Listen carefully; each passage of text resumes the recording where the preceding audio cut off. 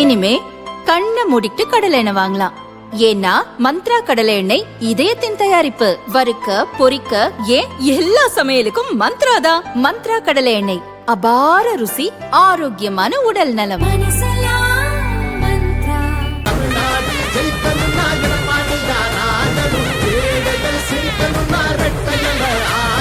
நல்லாட்சினா எடப்பாடியார்தான். வணக்கம். செய்தி சுருக்கம். தமிழகத்தில் தொங்கு சட்டசபை, முன்கூட்டியே தயாராகும் திமுக. தேர்தல் களத்தில் 3000 கோடி ரூபாய், கோலோச்சும் பைனான்சியர்கள். தமிழகத்தில் சட்டசபை தேர்தல் 23ஆம் தேதி நடக்க உள்ளது. ஓட்டுப்பதிவுக்கு இன்னும் 10 நாட்கள் கூட இல்லாத நிலையில் அனைத்து கட்சி வேட்பாளர்களும் தீவிர தேர்தல் பிரச்சாரத்தில் ஈடுபட்டுள்ளனர். மாநில தேசிய தலைவர்கள் தங்கள் கட்சி வேட்பாளர்களுக்கு தேர்தல் பிரச்சாரம் செய்து வருகின்றனர். சட்டசபை தேர்தலில் போட்டியிடும் வேட்பாளர்கள் அதிகபட்சமாக 40 லட்சம் ரூபாய் வரை செலவு செய்யலாம் என்பது தேர்தல் கமிஷன் விதி. ஆனால் கள நிலவரம் வேறாக உள்ளது. தேர்தலில் சீரியஸாக போட்டியிடும் ஒரு வேட்பாளருக்கு பிரச்சார நாட்களில் நாளொன்றுக்கு ஒவ்வொரு ஓட்டுச்சாவடிக்கும் 65,000 ரூபாய் முதல் 75,000 ரூபாய் வரை செலவாகிறதா. ஒவ்வொரு சட்டசபை தொகுதியிலும் சராசரியாக 230 ஓட்டுச்சாவடிகள் உள்ளன. அதன்படி நாளொன்றுக்கு குறைந்தபட்சம் 1.5 கோடி ரூபாய் இருந்தால்தான் களத்தில் நிற்க முடியும் என்கின்றனர் வேட்பாளர்கள். வழக்கமாக முக்கிய அரசியல் கட்சிகளின் சார்பில் போட்டியிடும் வேட்பாளர்களுக்கு அந்தந்த கட்சி தலைமை பணம் கொடுத்து உதவும். அந்த வகையில் 5 ஆண்டுகளாக ஆட்சியில் உள்ள திமுகவால் மட்டுமே தேர்தல் செலவுக்காக அதன் வேட்பாளர்களுக்கு பணம் கொடுக்க முடிகிறதா. தொடர்ந்து 5 ஆண்டுகள் எதிர்க்கட்சியாக இருந்ததால் அதிமுக தலைமை அதன் வேட்பாளர்களுக்கு பெரிய அளவில் பணம் கொடுக்கவில்லையா. தவிக, பாஜக, நாதக உள்ளிட்ட மற்ற கட்சிகளின் வேட்பாளர்களின் நிலைமையும் மோசமாகவே உள்ளதாக தகவல் வெளியாகியுள்ளது. இதுகுறித்து பிரதான கட்சிகளின் சார்பில் போட்டியிடும் வேட்பாளர்கள் கூறியதாவது: திமுக மட்டுமே தன் வேட்பாளர்களுக்கான அன்றாட செலவுகளுக்கு உதவி செய்கிறது.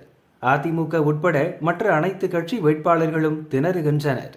தவிக மற்றும் நாதக வேட்பாளர்களுக்கு தலைமையிடமிருந்து முற்றிலும் எந்த நிதி உதவியும் இல்லை. தவிகவில் சில வேட்பாளர்கள் விஜயை நம்பி தங்கள் மொத்த சொத்தையும் அடமானம் வைத்துள்ளனர்.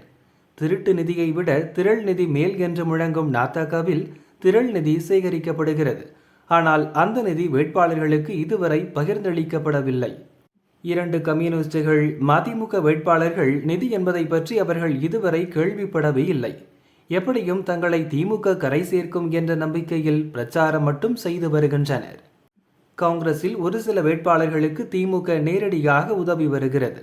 பிற கூட்டணி கட்சிகளுக்கான செலவை அந்தந்த தொகுதியைச் சேர்ந்த திமுக மாவட்ட செயலாளர்கள் பார்த்துக் கொள்கின்றனர். தேமுதிகவுக்கு ஏற்கனவே பல்காக செட்டில்மெண்ட் நடந்துவிட்டதால் திமுக அவர்களை பற்றி கவலைப்படுவதில்லை.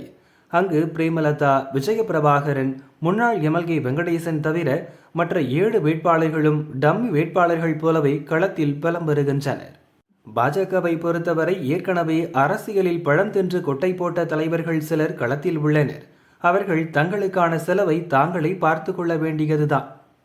பிற வேட்பாளர்களுக்கு தேசிய தலைமை இன்ஸ்டால்மெண்ட் முறையில் பணம் அனுப்பி வருவதால் முழுவீச்சில் தேர்தல் பணியாற்ற முடியாமல் திணறுகின்றனர். பிரதான எதிர்க்கட்சியான அதிமுகவை பொறுத்தவரை பெரும்பாலும் முன்னாள் அமைச்சர்களுக்கு சீட் வழங்கப்பட்டுள்ளது. அது தவிர வசதி படைத்த சொத்துக்களை வைத்துள்ள மாவட்ட செயலாளர்களுக்கும் முக்கிய பிரமுகர்களுக்குமே சீட் வழங்கப்பட்டுள்ளது. அதனால் அங்கு கட்சி தலைமை மூலம் பணப்பட்டுவாடா என்ற பேச்சுக்கே இடமில்லாமல் உள்ளது. என்னிடம் சொத்து இருக்கிறது, அதை அடகு வைத்துதான் நிதி திரட்ட வேண்டும். பத்திரத்தை கொடுத்தால் கூட பைனான்சியர்கள் பணம் தர மறுத்தால் நான் எப்படி நிதி திரட்டுவது என அதிமுக வேட்பாளர்கள் பலர் புலம்புவதை கேட்க முடிகிறது. பொதுவாக தேர்தலில் போட்டியிடுவோர் 3 வழிகளில்தான் பணம் திரட்டி செலவழிப்பர். தேர்தலில் வென்ற பின் அதற்கான தொகையை 6 மாதங்களுக்குள் 2 மடங்கு வசூலித்து விடுவர். 1. எம்எல்ஏ ஆன பின் கணிசமான ஒப்பந்தங்களை பெற்றுத் தருகிறேன் என்ற வாக்குறுதியின் அடிப்படையில் ஒப்பந்ததாரர்களிடம் பணம் பெறுவர். அவர்களோ வெற்றி வாய்ப்பு யாருக்கு அதிகம் இருக்கிறது என்று கணித்து அவர்களுக்கே பணத்தை கொடுப்பர். 2. தொழில் நிறுவன முதலாளிகள் பெரிய கட்சி வேட்பாளர்களுக்கு பணம் கொடுப்பதுண்டு. அவர்களும் வெற்றி தோல்வி வாய்ப்புகளை கணித்தே பணம் தருவர். 3. வேறு சிலர் பைனான்சியர்களிடம் தங்கள் சொத்து பத்திரங்களை அடகு வைப்பது பணம் புரட்டுவர். இவற்றில் ஒப்பந்ததாரர்கள் மற்றும் தொழில் நிறுவனங்களை ஆளுங்கட்சியான திமுக கிடுக்குப்பிடியில் வைத்துள்ளது. அதனால் அவர்கள் அதிமுக வேட்பாளர்களுக்கு பணம் தர தயங்குகின்றனர். மேலும் இந்த தேர்தலில் தாவேக விஜயின் வருகை யாருடைய வெற்றி தோல்விக்கு வழிவகுக்கும் என யாராலும் துல்லியமாக கணிக்க முடியவில்லை. அதுவும் அதிமுக வேட்பாளர்களுக்கு பணம் புரட்டுவதில் சிரமத்தை ஏற்படுத்தியுள்ளது. சொத்து பத்திரத்தை அடகு வைத்து கடன் வாங்குவது மட்டுமே பெரும்பாலான வேட்பாளர்களுக்கு மீதமுள்ள ஒரே ஒரு வழியாக உள்ளது. அதற்கும் இப்போது திமுக செக் வைத்துள்ளது. 2011 முதல் 2021 வரை தொடர்ந்து 10 ஆண்டுகள் அதிமுக ஆட்சி செய்ததால் பெரும்பாலும் அதிமுக பிரதிநிதிகளை பைனான்சியர்களாக இருந்தனர். பைனான்ஸ் நிறுவன அதிபர்களும் அதிமுகவுக்கு கட்டுப்பட்டு நடந்தனர். ஆனால் கடந்த 5 ஆண்டுகளாக திமுக ஆட்சி நடப்பதால் பைனான்சியர்கள் மீது திமுகவினர்தான் ஆதிக்கம் செலுத்துகின்றனர்.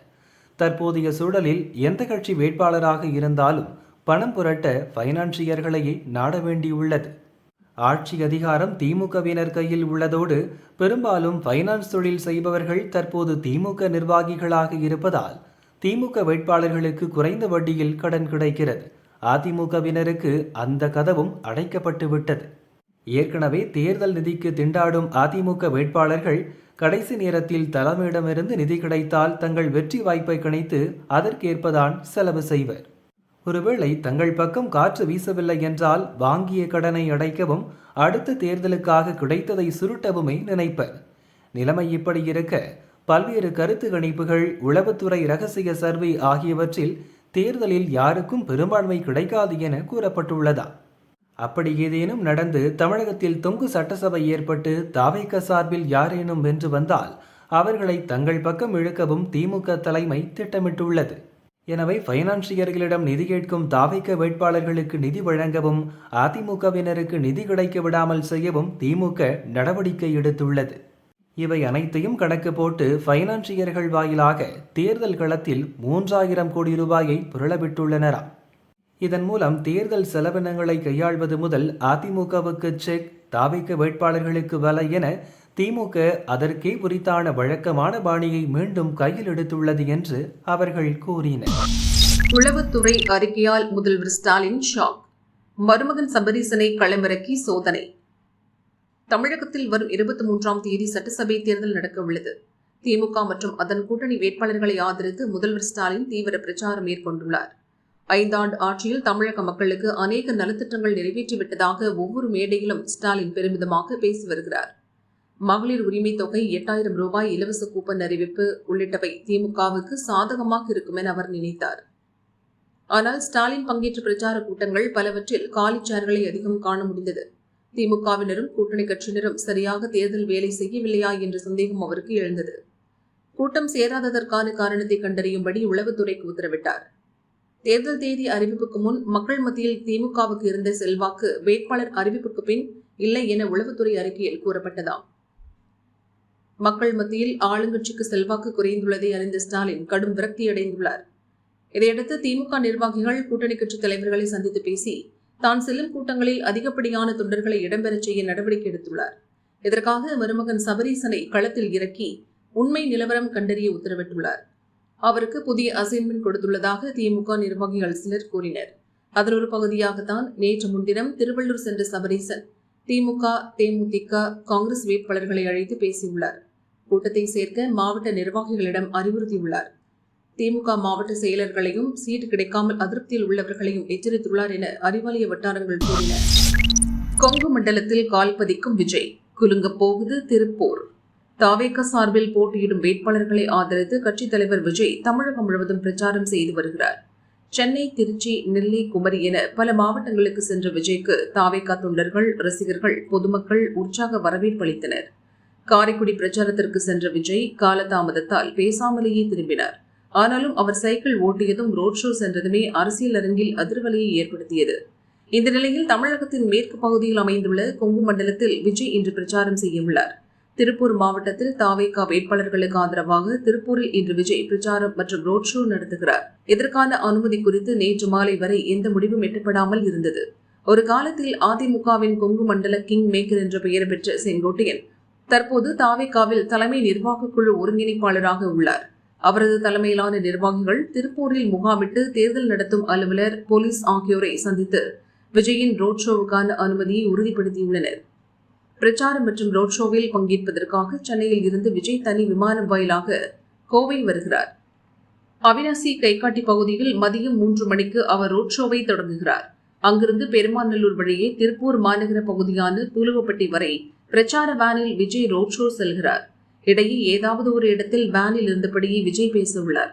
கொங்கு மண்டலத்தில் எப்படியும் வெல்ல வேண்டும் என்ற கணக்கில் முன்னாள் அமைச்சர் SP வேலுமணி, தமிழக பாரதிய ஜனதா முன்னாள் தலைவர் அண்ணாமலையை பிடித்தே ஆக வேண்டும் என்ற கணக்கில் செந்தில் பாலாஜியை அங்கு களமிறக்கியுள்ளது திமுக. இந்த நிலையில் தாவேகா தலைவர் விஜயின் திருப்பூர் பிரச்சாரம் அரசியல் அரங்கில் பெரும் எதிர்பார்ப்பை ஏற்படுத்தியுள்ளது. திமுக சம்பாதித்தது ரூபாய் 1.50 லட்சம் கோடி. கார் கூட இல்லைங்கிறது அப்பட்டமான பொய். லாட்டரி அதிபர் மார்டின் மகனும் லட்சிய ஜனநாயக கட்சி தலைவருமான ஜோஸ் சார்லஸ் மார்டின் தேஜா கூட்டணி வேட்பாளர்களை ஆதரித்து தமிழகம் முழுவதும் பிரச்சாரத்தில் ஈடுபட்டுள்ளார். தமிழகத்தில் தேஜா கூட்டணி வெற்றி பெற்றால் இங்கு மீண்டும் லாட்டரி விற்பனை துவங்கிவிடும் என திமுக தலைவர்கள் பிரச்சார கூட்டங்களில் பேசி வருகின்றனர். இந்நிலையில் திமுகவின் குற்றச்சாட்டுகளுக்கு ஜோஸ் சார்லஸ் மார்டின் பதிலடி கொடுத்துள்ளார். தேஜா கூட்டணி சார்பில் லால்குடி தொகுதியில் போட்டியிடும் என் தாய் லீமா ரோஸ் வெற்றி பெற்றால் தமிழகத்தில் மீண்டும் லாட்டரி விற்பனை துவங்கிவிடும் என துணை முதல்வர் உதயநிதி பேசியுள்ளார்.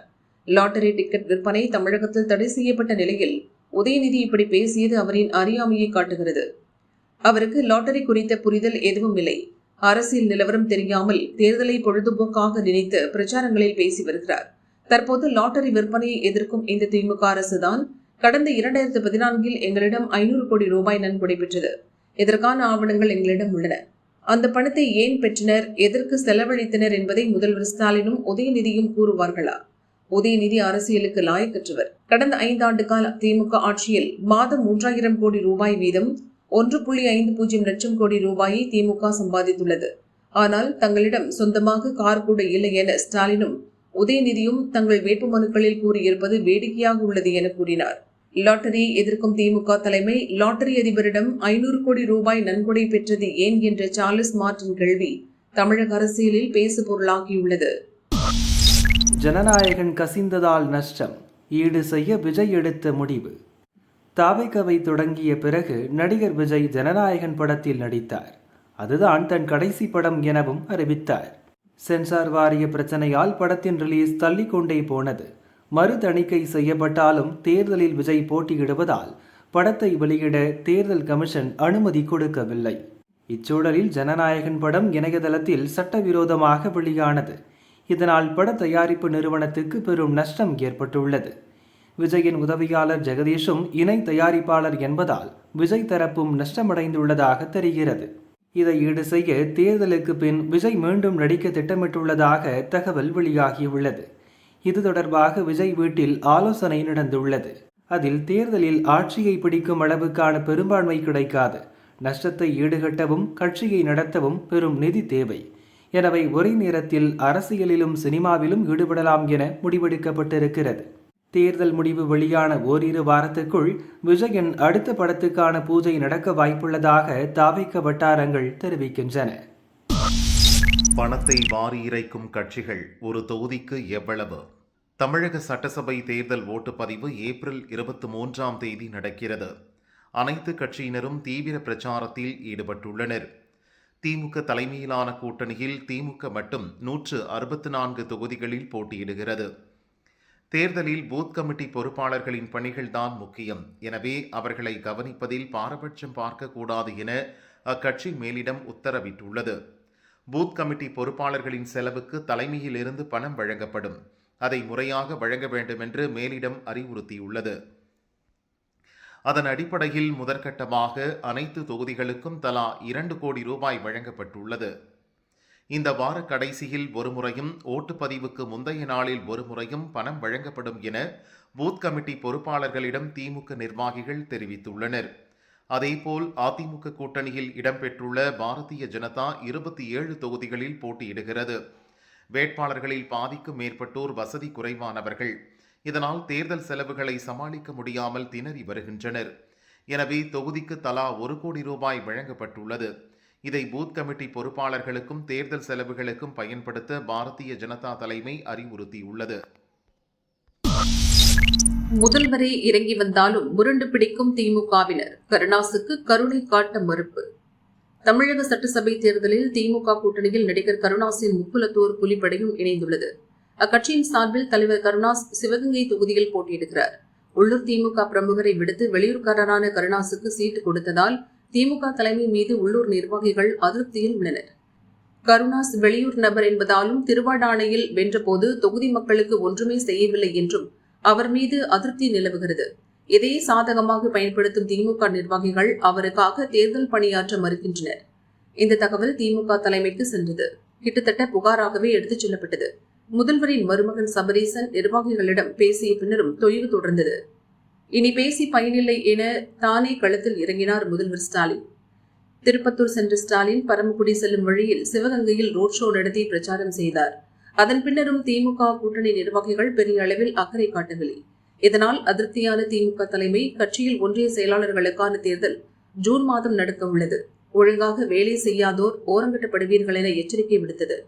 கட்சி பதவியே போனாலும் பரவாயில்லை, கருணாசுக்கு கருணை காட்ட மாட்டோம் என உள்ளூர் திமுக நிர்வாகிகள் திட்டவட்டமாக தெரிவித்து விட்டதால் அங்கு கருணாசின் வெற்றி ஊசலாடுவதாகவே தகவல் வெளியாகியுள்ளது.